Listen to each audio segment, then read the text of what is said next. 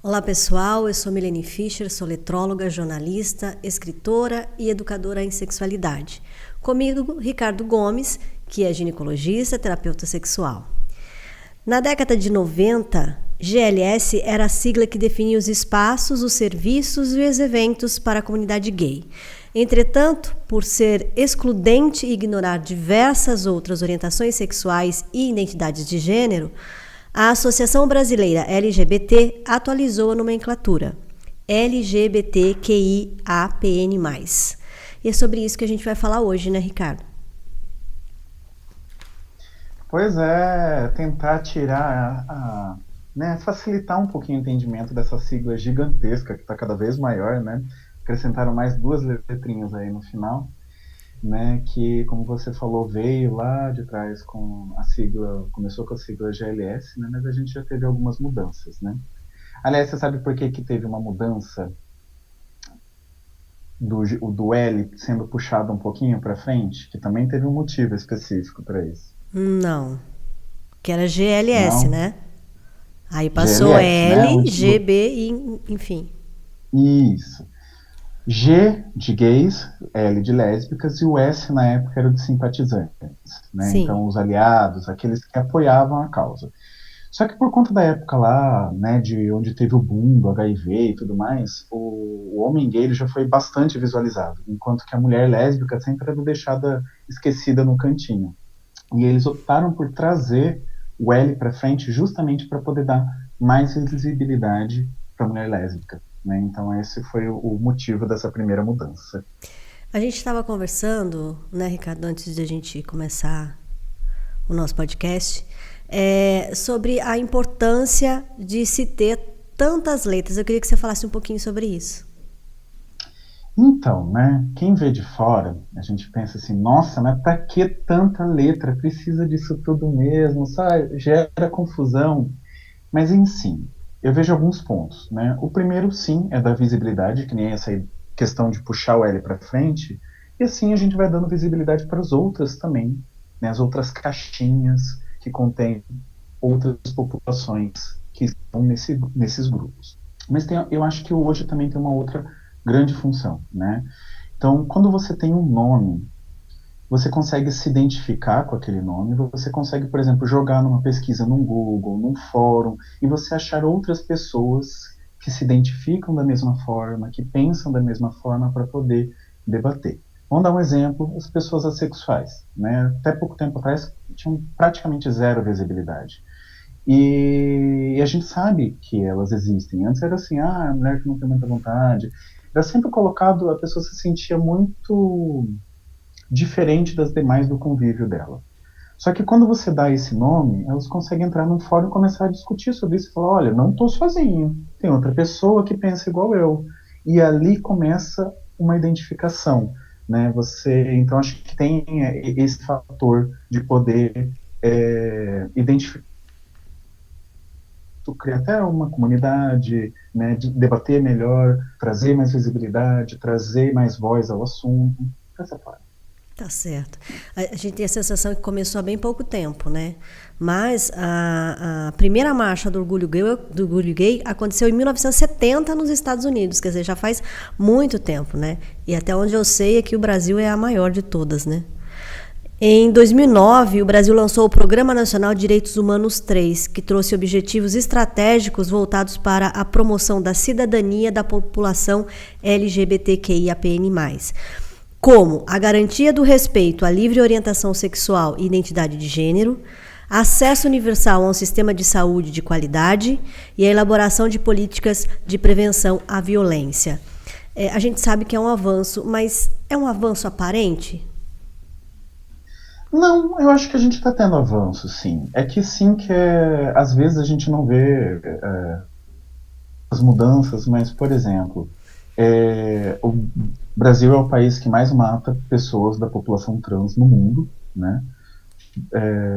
Hoje eu estava vendo os dados, assim, Estados Unidos e México estão ali, né? Acho que o México está em segundo e os Estados Unidos em terceiro.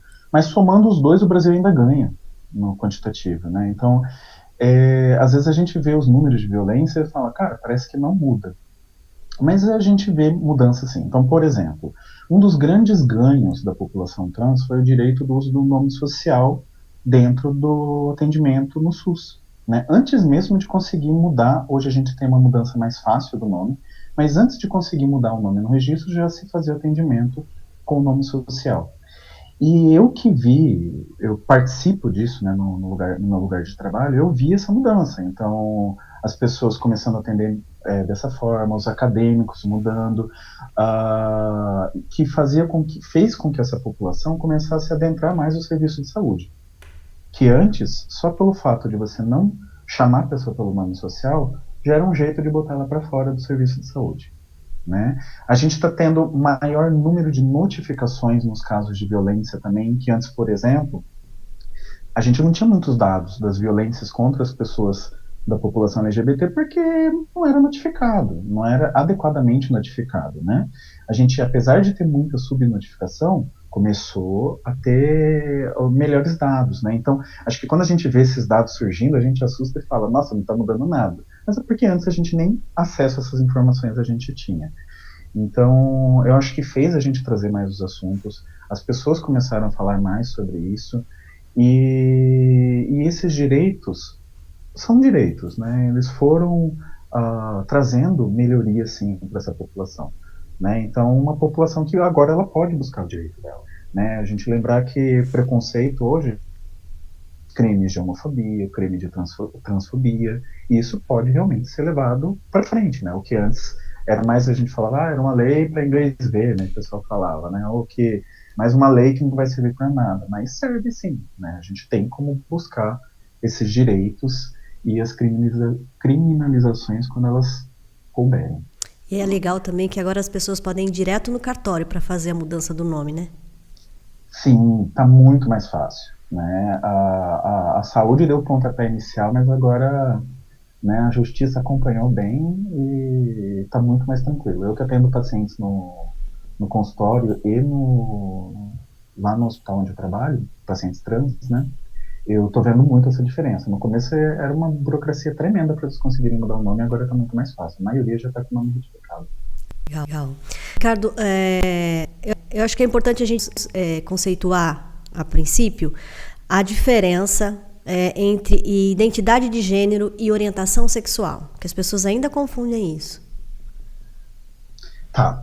É bem difícil algumas coisas, mas assim, vamos pontuar algumas coisas, né? A nossa sexualidade, ela tem diversos componentes. Componentes psicológicos, sociais e biológicos. Certo? Até aí? Então, assim, quando uma criança nasce lá, né, nasce com pinto, nasce com a vagina, então denominam através do sexo biológico, tá? Essa criança, quando ela se torna adulta, ela pode se identificar com esse sexo, esse gênero que foi dado a ela ao nascimento, ou não. E aí que entra a identidade de gênero. O gênero, na verdade, ele é uma construção social, né? Ah, mas como assim? Não é macho e fêmea? Não tem na natureza? Macho e fêmea biológico tem na natureza. Mas quando a gente fala que gênero é uma construção social, é tudo que a sociedade coloca em cima daquele gênero. Então vamos dar exemplos, né?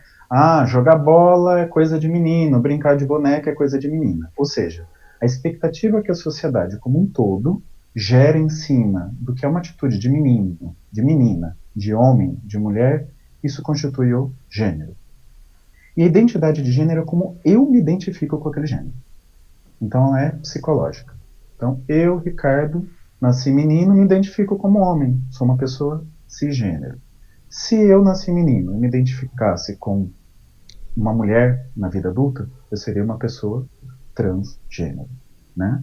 Que é diferente da orientação sexual. A orientação sexual é por quem eu tenho atração sexual ou romântica. Né? Então, eu, Ricardo, sou homem, tenho atração sexual por mulher, então sou uma pessoa heterossexual. Se eu tiver atração sexual por homens, uma pessoa homossexual. Se eu tenho atração sexual por ambos os gêneros, eu sou uma pessoa bissexual. Mas depois a gente fala a diferença de bi e pan, que também é outro assunto que dá um enrosco. Mas basicamente é isso. Então pode existir uma pessoa, por exemplo, nasci menino, identifico como mulher, sou uma pessoa trans, mas tenho atração por mulheres? Sim, aí seria uma pessoa trans, uma mulher trans homossexual.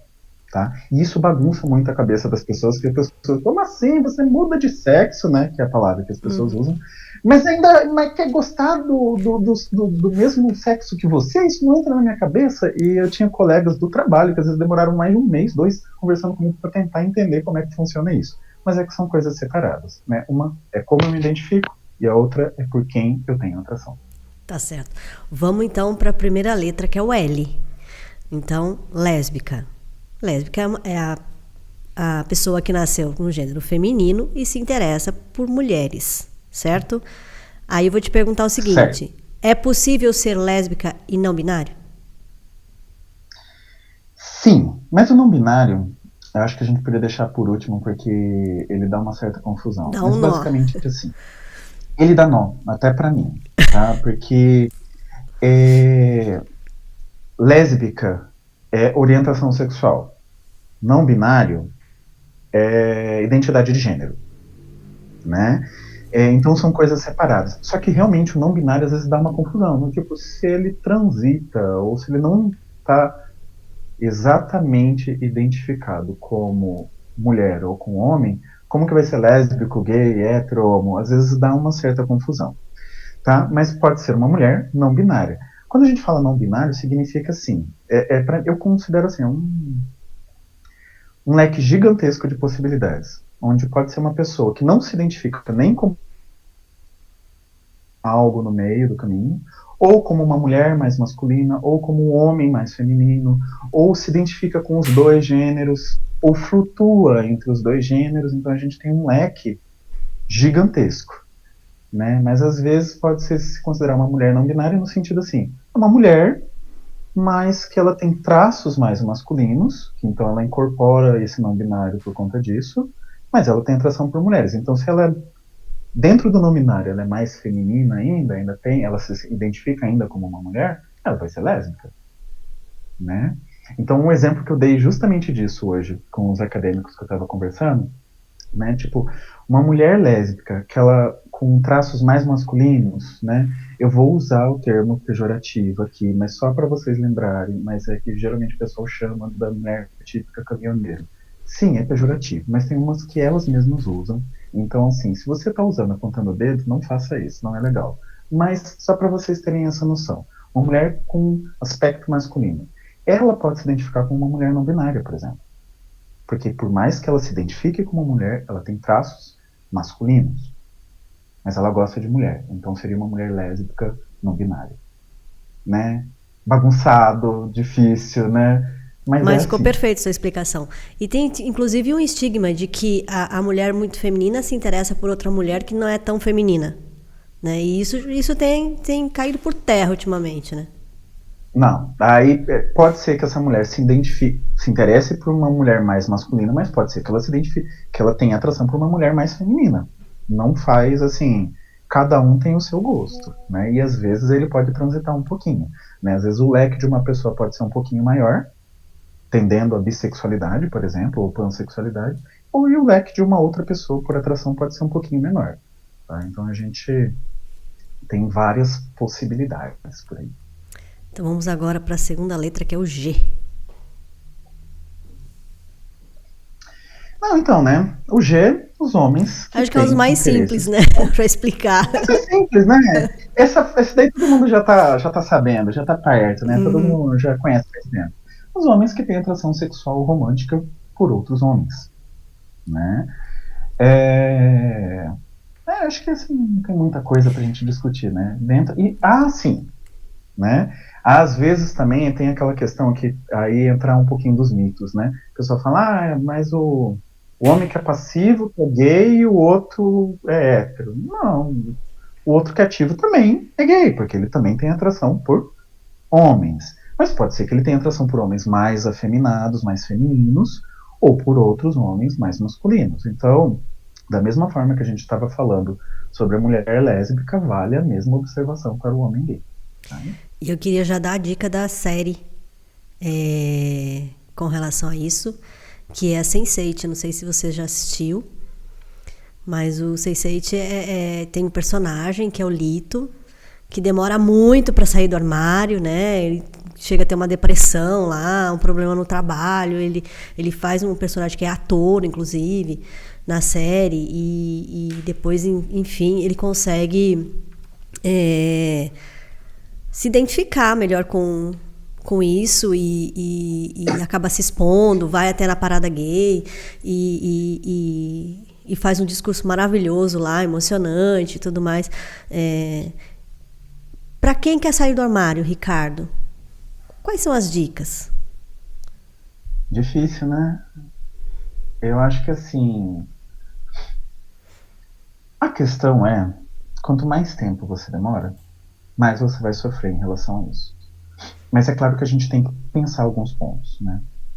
Existem pessoas, por exemplo, têm a dependência, vivem com os pais, dependem dos pais, e os pais são extremamente contra. Então, às vezes, talvez não seja o melhor momento, né? Porque a gente sabe que, assim, pessoas, tanto homossexuais como transexuais, muitas vezes são mandadas para fora de casa, né?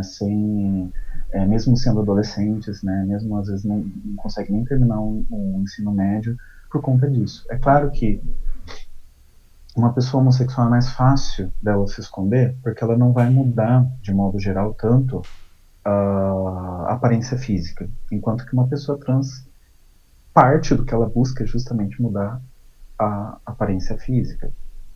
E então costumam ser muito mais jogadas para fora, ter mais violência e negligência as pessoas trans em relação às pessoas homossexuais. Mas é uma questão que, assim, depende muito de cada pessoa, depende da sua rede de apoio. Então, rede de apoio é uma coisa muito legal, né? Conversar com outras pessoas que já saíram do armário, entender as experiências delas, o que elas passaram, porque, queira ou não vão ser flores. Não vai ser, não, é só eu contar que tudo vai dar certo. Não vai, né? Você vai ter julgamento em algum lugar, né? A menos que você tenha um grupo de família e amigos muito bons, muito mente aberta, que hoje a gente está tendo mesmo, está tendo grandes mudanças, mas é difícil. E uma outra questão também é acompanhamento psicológico dessas pessoas, principalmente nessa fase, ele é extremamente importante, porque na verdade assim, o acompanhamento psicológico a gente já falou aqui, né, algumas vezes.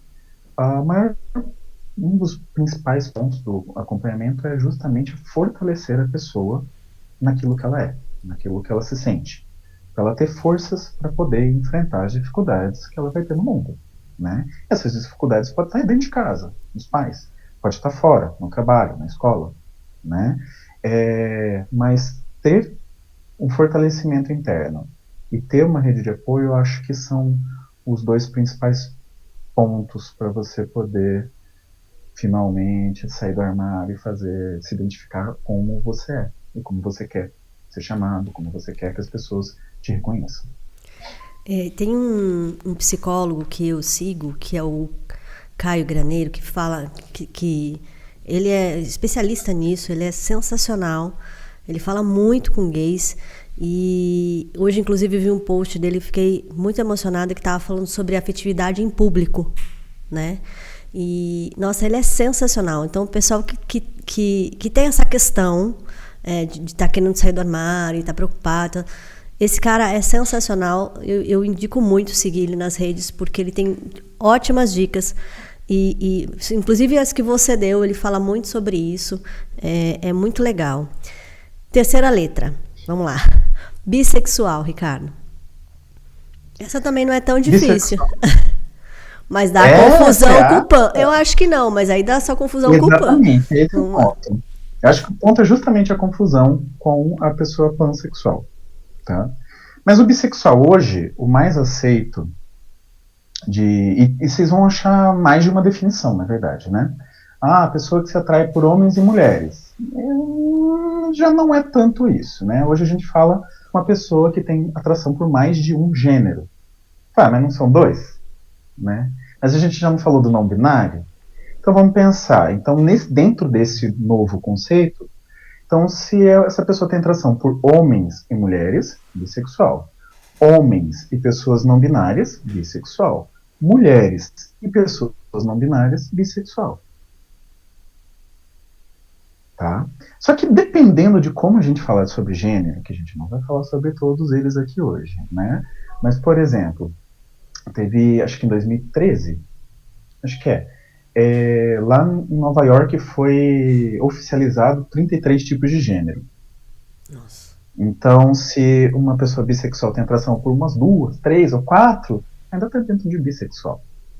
Tá? Apesar de no nome bi significar 2, né? Hoje a definição mais aceita é essa. Mas tem uma certa confusão com pansexual, sim. Tá? E eu acho que já dá pra gente falar sobre pan justamente para tentar diferenciar isso. O que é uma pessoa pansexual? A frase clássica de uma pessoa pansexual: eu me apaixono por pessoas. Tipo, o que tá por fora não é o principal para trazer uma atração, uma conexão para uma pessoa pan. Então, o contexto, o que essa outra pessoa traz é mais importante. Então, por exemplo, e uma pessoa bi também tem uma outra questão. Não é porque ela é bi que ela gosta 50% de mulheres e 50% de homens. Ela pode ter uma certa preferência também. Então, ela pode ser uma pessoa bissexual com uma certa preferência homossexual. Ou ela ter uma preferência heterossexual. Então, apesar de ter relação sexual com os dois gêneros, 90%, 80% das relações foi com um somente. Enquanto que o pan, ele não tem tanto essa questão da preferência. Justamente é isso, né, essa frase. Eu me apaixono por pessoas. Não depende tanto da casca dessa pessoa, de como que ela é exatamente por fora. Tá? Mas é confuso. Vamos pro T. O T tem transgênero. E aí tem mais confusão, né, Ricardo? Porque daí tem o transexual e o travesti. Vamos falar a diferença de cada um deles? No final é tudo a mesma coisa. Mas calma, ninguém precisa xingar já aí, eu vou explicar um pouquinho a diferença. Transgênero e transexual é exatamente a mesma coisa. Né? O nome em inglês que a gente usa para as pessoas geralmente é transgender. Eles usam mais esse transgênero do que o transexual. E fora da América Latina, travesti é o nome pejorativo para pessoas trans.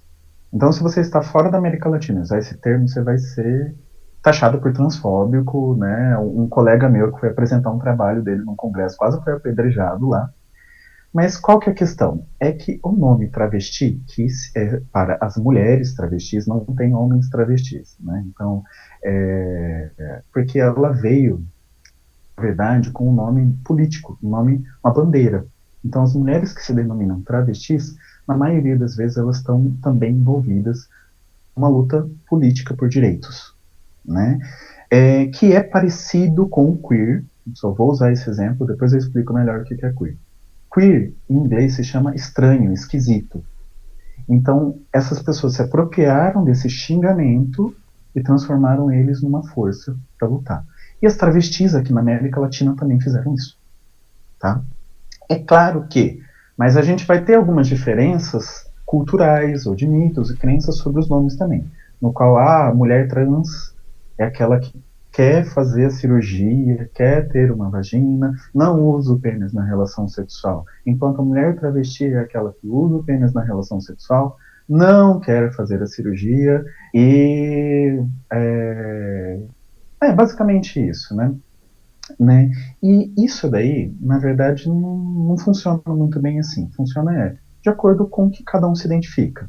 Mas nessas joga para lá, joga para cá, teve uma situação que eu tive no consultório que foi bem interessante, para poder explicar um pouquinho melhor sobre essa questão da caixinha entre trans e travesti.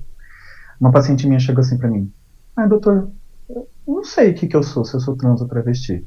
Eu falei: por que a sua dúvida? Ela falou: eu tenho pênis, eu não quero fazer a cirurgia porque não me incomoda o suficiente para isso, mas eu não uso na relação sexual, não gosto. Mas eu converso com as amigas minhas trans, elas falam: você não quer fazer a cirurgia, então você é travesti. Eu converso com as amigas minhas travestis, elas falam, ah, se você não usa na relação, você é uma trans. E no final, qual que é até a orientação que eu dei para ela? Quem decide como você quer ser chamada é você. Não é o outro que aponta o dedo e fala, você é isso ou você é aquilo. Tá? E não são todas as mulheres trans que querem fazer cirurgia, porque justamente às vezes não se incomodam o suficiente. Nem por isso ela usa na relação. Então a gente dar esse termo, nós mesmos, para a pessoa, é inadequado. O ideal é que ela se identifique com o termo com que ela se achar que cabe mais para a sua vida, né? Que ela se identifica melhor. E aí nesse meio todo tem o fluido, né? O gênero fluido. Que é Sim, aquele que passeia pela identidade feminina e masculina. que está englobado dentro do não binário, ao meu ponto de vista. E aí a gente pode já ir falando sobre o queer e o não binário junto, tá? O que é o queer? O queer é aquele que fala, eu não ligo para esse troço de gênero que vocês ficam tentando apontar, eu estou fora disso. Não tente me identificar como um gênero. Então ele tenta quebrar principalmente essa dualidade de homem e mulher. Então eu costumo falar que o queer, ele está ali para a identidade de gênero, semelhante ao pan para a orientação sexual. A questão de que quebrar que o gênero é uma coisa importante, que não é. Cada pessoa é um, a se vestir, se expressar da forma que desejar e que cabe melhor a ela, né? Mas aí a gente entra aquilo. Por que o queer vem um nome esquisito? Muitas vezes as pessoas queer, elas misturam, né?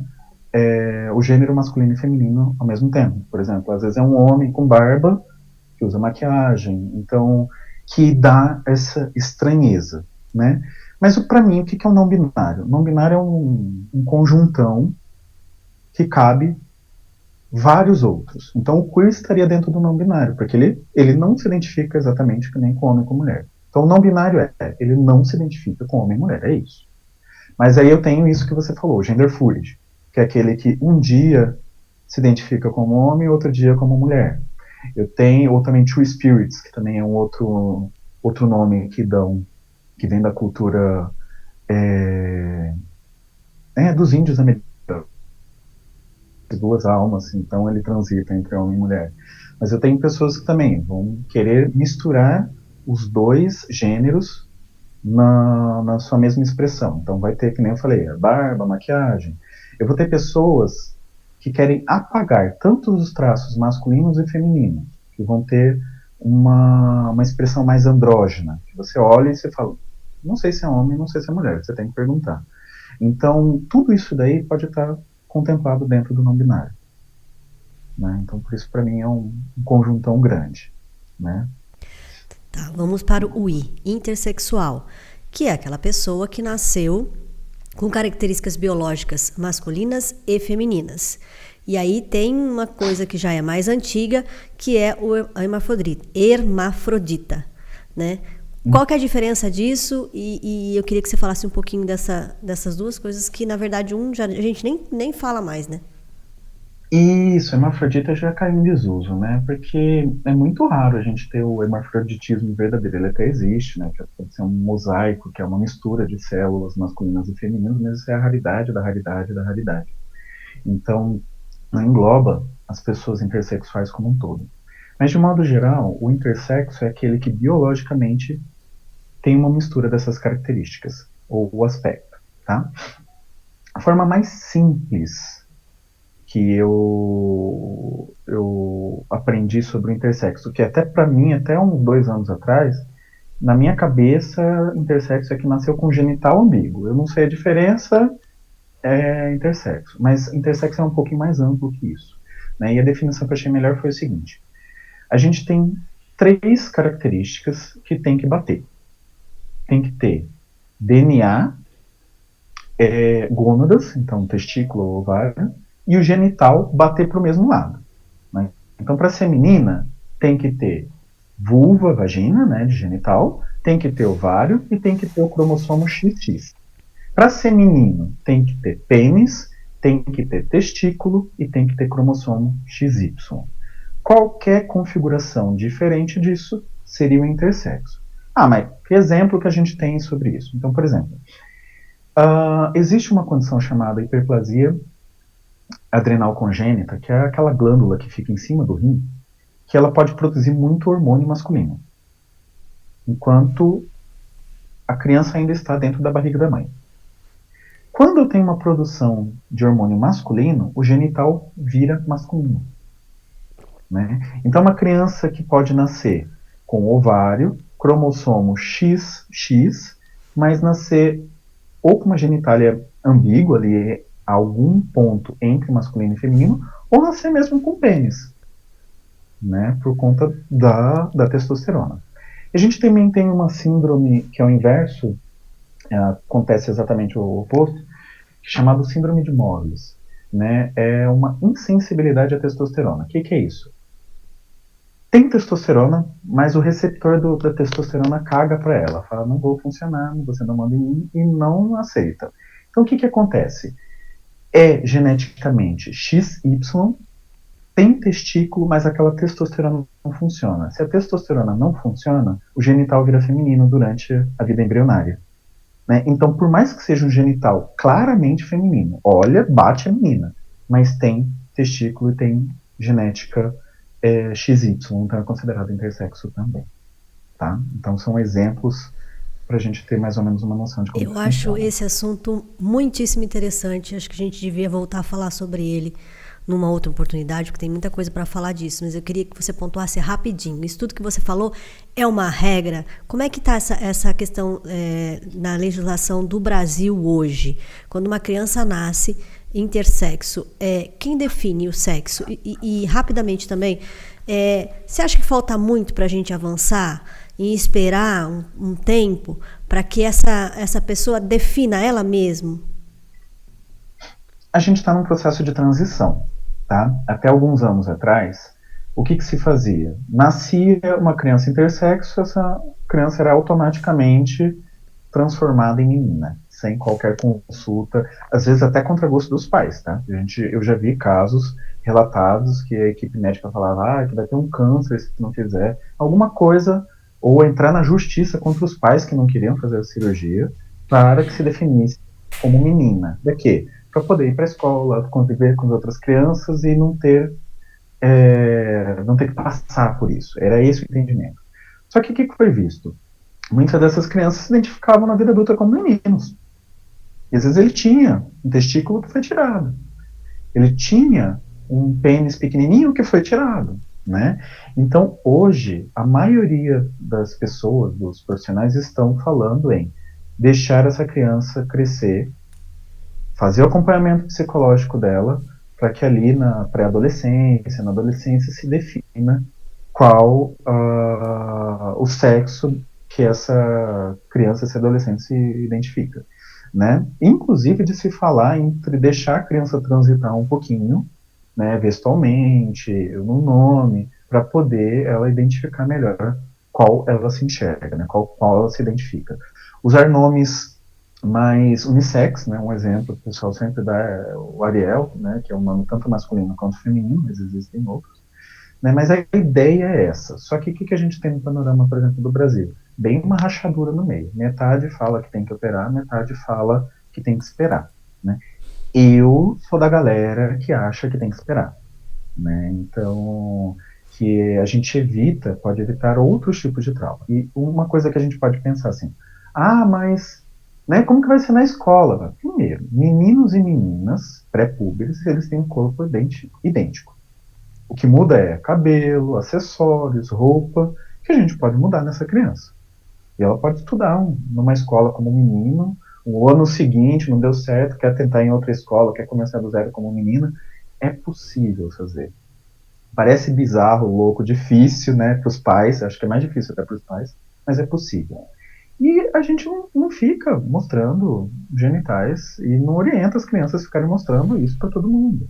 Então não há necessidade da criança se expor nesse ponto e ela pode sim transitar e ter uma identidade mais adequada para ela na adolescência e na vida adulta. Vamos para o A. O A nós temos três palavrinhas aí, que é o agênero, o andrógeno, que você já comentou sobre o que é, E o assexual, que também você falou um pouco sobre isso. E aí, o agênero também se confunde um pouco com o não binário. É porque ele vai estar ali dentro. Eu acho o não binário um termão mais guarda-chuva, né? É claro que isso é o meu jeito de falar que eu acho mais fácil. A pessoa que se identifica, às vezes ela fala, não, eu sou agênero, eu sou queer, eu sou não binário. Porque assim, cada termo vai ter um pouquinho de diferença e às vezes a pessoa se identifica melhor com aquilo, tá? Mas quando a gente está falando, então, do agênero, então ele não se identifica com nenhum gênero. E o andrógeno, aí entra um pouquinho de diferença, que é um outro termo, né? O andrógeno, ele é muito mais uma expressão de gênero. O que que é isso? A identidade de gênero é como eu me identifico. A expressão de gênero é como eu me expresso para o mundo. Então, um agênero se expressa geralmente como andrógeno, né? Mas eu posso ter uma pessoa trans que ele está num momento andrógeno. Do tipo, ó, eu nasci homem, me identifico como mulher, mas ainda não comecei a hormonização, não usei nada, então eu quero apagar minhas características, eu quero esconder do mundo. Eu estou no meu momento mais andrógeno. O andrógeno é considerado mais uma expressão, é como as pessoas me veem, de fora para dentro. E o assexuado, aí entra de novo na orientação sexual. Aquela pessoa que não tem atração sexual ou romântica por outras pessoas, né, por outros gêneros. Só que daí entra num outro leque gigante, porque eu posso ter uma pessoa assexual que ela não tem atração sexual, mas ela tem atração romântica. Ou seja, ela se apaixona, ela quer ter a conchinha, ela quer morar junto, constituir sua família, mas ela não tem interesse na atração sexual. Eu tenho umas pessoas que têm atração sexual somente quando estão com atração romântica. São as pessoas demissexuais, que também são consideradas um espectro dentro do assexuado. Então, ou seja, ela só tem um interesse sexual depois que se estabelece um vínculo afetivo com alguém, né? Eu vou ter pessoas assexuais que não têm atração, mas têm desejo. E esse foi difícil para entender. Eu demorei conversando com uma pessoa sexual para isso. Mas o que é a questão do desejo? É que a atração é o desejo que é direcionado para alguém. E às vezes ele tem, assim, uma vontade fisiológica de ter um orgasmo, então vai lá, se masturba, mas ele não tem um pensamento erótico direcionado para um gênero específico. Às vezes era uma coisa muito mais dele, tipo um toque, tipo um prazer mais físico mesmo, né? Mas a questão é que as pessoas assexuais geralmente não têm o sexo como uma prioridade na sua vida, né? Mas isso pode flutuar bastante. E pessoas assexuais também transam, né? Porque às vezes elas querem ser pais e mães, porque a gente também transa por outros motivos que não só por prazer sexual. Né? Para ter filhos é um motivo. E às vezes pessoas assexuais se envolvem em relacionamentos sexuais porque querem ter aquele contato de carinho, afeto, e o sexo não é que é ruim, é só neutro, tá ok, né? Enquanto aquilo não agredir aquela pessoa, aquilo não fizer mal para ela, muitas vezes ela se dispõe a ter um ato sexual mesmo não sendo tão interessante para ela, mas porque tem outras coisas interessantes. Beijo, abraço, carinho, afeto, né? Então, a gente também pode tirar um pouquinho desse estigma que assexuado significa pessoa que nunca transa. Não é exatamente isso. A próxima letra a gente já falou bastante, que é o P, pansexual. Você quer complementar alguma coisa? Falar de um quarto A. Vamos lá. Tem um quarto A, né, que pode ser considerado os aliados. Eu já vi pessoas usando. O antigo S do GLS, que é o simpatizante, sim. Tem gente que coloca ali no A como aliados, né, aliados, amigos. Então, pessoas que não são, né, não se identificam diretamente com a causa LGBT, né, então não são homossexuais, não são trans, mas que participam da luta ou que acolhem pessoas da população LGBT. Então, muitos de nós podem estar aí nesse A também. Mas agora pode ir, continua. Vamos lá, no pansexual, você quer complementar alguma coisa? Porque a gente já falou, você já falou um pouco sobre isso. Não, acho que a gente já falou bastante, né?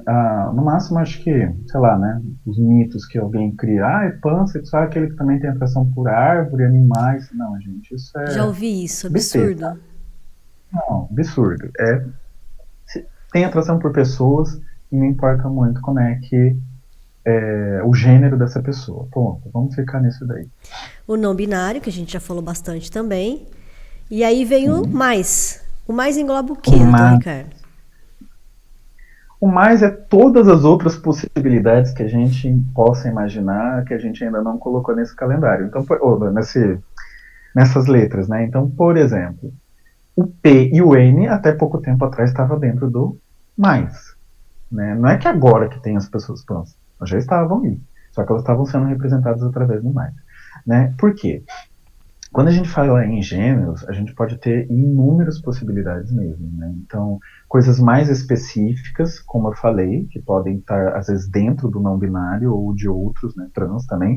Por exemplo, drag queen, drag king, são opções que estão no mais, Sim. né? Que pode ser que daqui a um tempo seja LGBTQI, APN, D+. DQ. DQ, né? Enfim.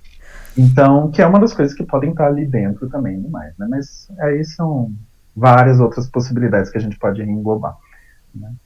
Então, você já citou, agora explica pra gente. Drag queen é muito popular, as pessoas já sabem. E drag king?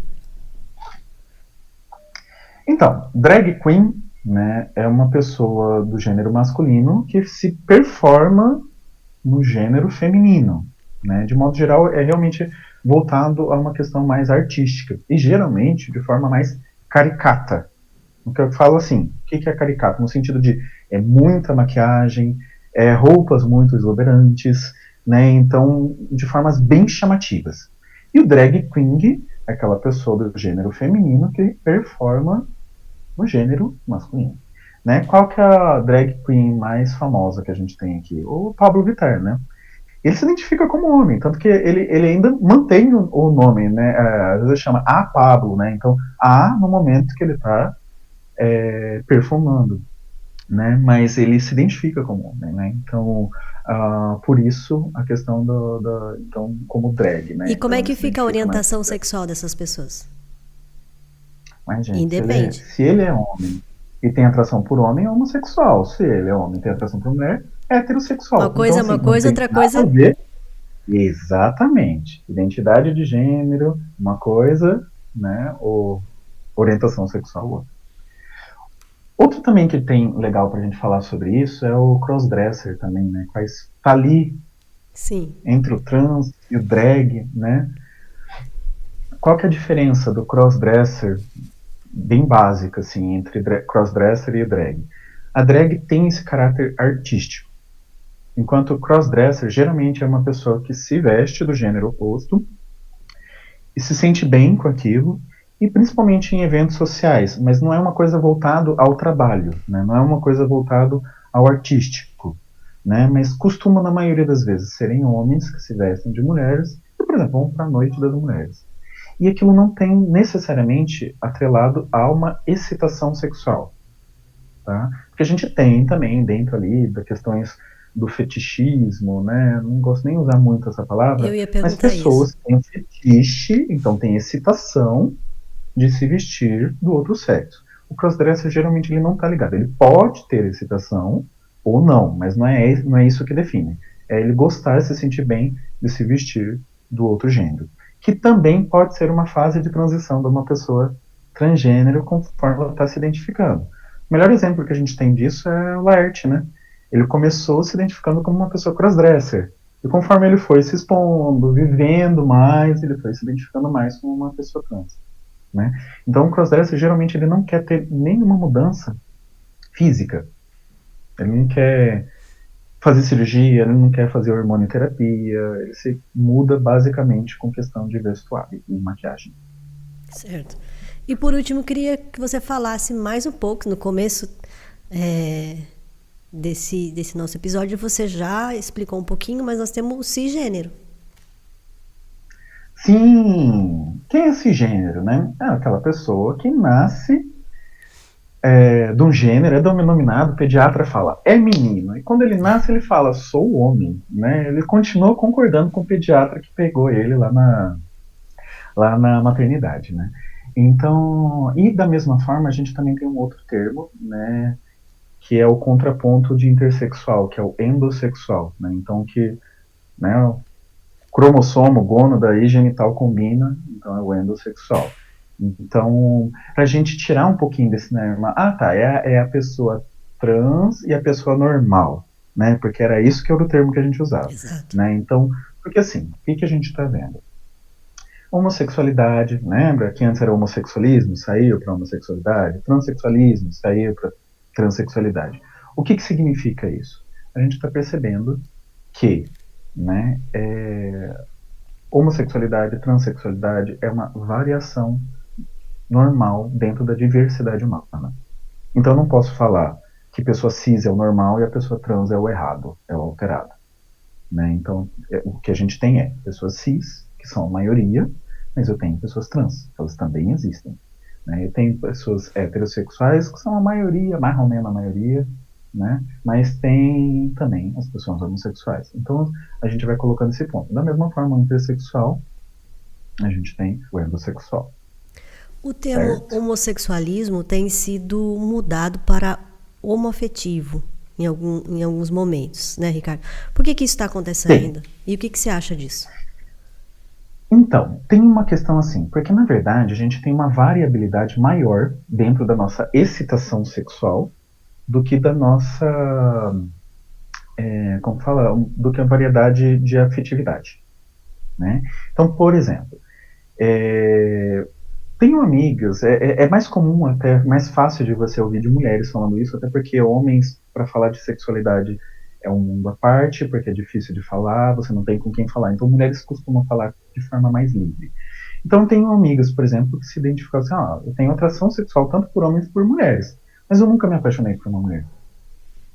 Então, ela tem um leque mais restrito dentro da afetividade do que da sexualidade. Até porque a sexualidade, às vezes a gente tem uma questão do tipo, eu tenho uma fantasia X, que é um tabu, aquilo fica na minha cabeça, você vai lá, faz e, legal. Mas você tem essa abertura. Mas às vezes não é nem a sua preferência também, né? Então eu acho que quando a gente direciona para a afetividade, ela tem, como falar, ela tem menos interferência de outras coisas, como um momento, uma fase de experiência, uma excitação porque viu num filme ou porque viu num conto, né? Então a afetividade ela é mais restrita, né? Então uma pessoa birromântica, essa sim realmente tem mais afetividade, ou pansexual. A pansexual geralmente é panromântica também na maioria das vezes, tá? Mas tem essa diferença. Então, mas tem um estudo que eu queria citar para vamos ver se facilita um pouco. Kinsey foi um estudioso, um biólogo que começou a estudar sexualidade lá na década de 40 nos Estados Unidos. Ele fez um formulário grande e passeou por vários estados dos Estados Unidos fazendo levantamento entre homens e mulheres sobre as preferências sexuais. E ele estava estudando muito a homossexualidade na época, né? E ele fez uma escala. E ele falava que assim, 0 é aquela pessoa totalmente heterossexual. 6 é aquela pessoa totalmente homossexual. Mas o que, que ele viu? A maioria das pessoas não são 0. Por isso que eu falei, teoricamente hétero é a maioria. Mas ele viu que tinha várias gradações entre ali o 0 e o 6. Então, o 1, ele chamou aquele homem heterossexual, ou mulher heterossexual, né, aquela pessoa heterossexual, que já teve algumas experiências homossexuais ao longo da vida. O 2 é aquela pessoa bissexual, mas que tem uma preferência heterossexual. O 3 é uma pessoa bissexual sem preferência. O 4, uma pessoa bissexual com preferência homossexual. E o 5, uma pessoa homossexual que teve algumas experiências hétero ao longo do tempo. Teve uma vez que eu repeti essa pesquisa no meu Instagram, né? Eu joguei assim, e aí, qual você é? E se eu não me engano, tinha dado ali em torno de 30% de pessoas zero. Se eu somar do 1 até o 6, e de pessoas que eu sabia que iam ver minha resposta, ou seja, tiveram coragem de colocar isso, foram a maioria. E foi a mesma coisa que o Kinsey viu. Ele falava que a maioria das pessoas tinha algum padrão de bissexualidade. Né, em algum momento. Que não era nem o homossexual, 100% homossexual, tanto o heterossexual, 100% era uma minoria. Né? Então eles não são tão. Né? E essa é uma pergunta interessante. Né? Às vezes, né, perguntar aí, e aí, com qual número você se identifica? Né? Às vezes a gente é acostumado a pensar só no hétero como 0, mas ele não é bem assim. Às vezes você tem uma fantasia, uma tara, um desejo, fez uma vez, se permitiu fazer, então talvez o 1 seja mais comum mesmo. Tá certo. Eu ia até comentar sobre isso, que às vezes as pessoas vão, experimentam, de repente não é bem aquilo, né? Fala, não é minha praia, enfim. E aí, como é que ela se define? Como ela quiser. Ela experimentou, não é a praia dela, então é o que era antes, né, de ter experimentado. Não é uma experiência, ou duas, que seja, que vai mudar uma definição de uma pessoa. Tá? Então, assim, né, porque a gente tem esse conceito, principalmente, para as mulheres, ok, tipo, eu dei uma experimentada, tá, ok, não gostou, mas também, se o homem uma vez falou que beijou outro homem, já é gay para sempre, Sim. né? E a gente tem isso muito na cultura nossa, né? Então, por isso que para os homens é muito mais difícil debater sobre esse assunto, porque ele vai ser taxado independente que ele fala, não, cara, só experimentei e nem gostei. Eu falo, não, você experimentou, é gay e pronto, acabou. E assim, justamente, né, como sendo um problema ser gay, né? O problema é a questão dos julgamentos e das pressões sociais e como que as pessoas recebem isso da sociedade. Né? Mas se a pessoa é gay, ok, né? Tá tudo bem, deixa ela. Né?